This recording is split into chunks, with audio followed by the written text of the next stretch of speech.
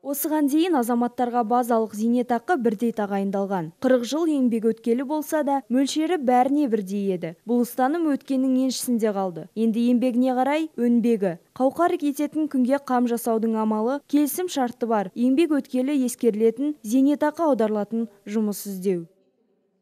С января 2018 года в связи с изменением в законе о пенсионном обеспечении 2018 жылдың 1 қаңтарынан бастап әйелдердің зейнет жасы 58-ден ұлғайған болатын. Қазір қазақстандық ер азаматтар зейнетке 63 жасында шығады. Ал әйелдердің жасы бірнеше жыл бұрын қабылданған заңға сәйкес біртіндеп ұлғайып отырады. Сонымен 2018 жылдың 1 қаңтарында зейнет жасын арттырудың бірінші кезеңі болды. 58 жас 5 ай. Келесі кезеңі 2019 жылдың 1 қаңтарында болады. 59 жас. Осылайша 2027 жылы қазақстандық әйелдер зейнетке 63 жасында шығатын болады. Халық тарапынан шағымдарды азайту мақсатында сарапшылар зейнеткер жасындағы адамдар арасында түсіндіру жұмыстарын жүргізіп отырады.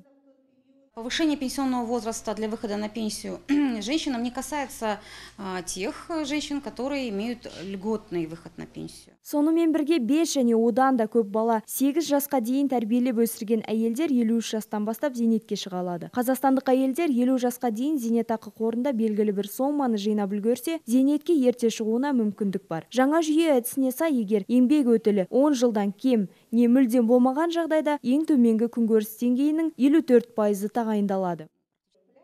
Негізінде заңнама бойынша кей қазақстандықтар зейнетке сәл ертерек шыға алады. Сол норма Семей ядролық полигонында ядролық сынақтардан зардап шеккен елді мекендерде кем дегенде 5 жыл өмір сүрген адамдарға қатысты. Яғни осы өңірде тұрған ер азаматтардың зейнет жасы 50, ал әйелдердікі 45. Женщины, которые в первой половине 2018 года достигли возраста 58 лет. Мысалы, 1960 жылға 1 қаңтарға туылған әйелдер 2018 жылдың 1 шілдесіне дейін, яғни 58 жыл және 6 айға дейін зейнетке шыға алады. Егер әйел 1960 жылғы 1 шілдеде дүниеге келген болса, оның зейнеткерлік жасын 59 жаста болады. Ал 58 жасқа толған күннен бастап 6 айға. Зейнеткерлік жастың заңды мерзімі қазірдің өзінде 59 жасты құрайды, яғни 2019 жылдың 1 шілдесіне дейін.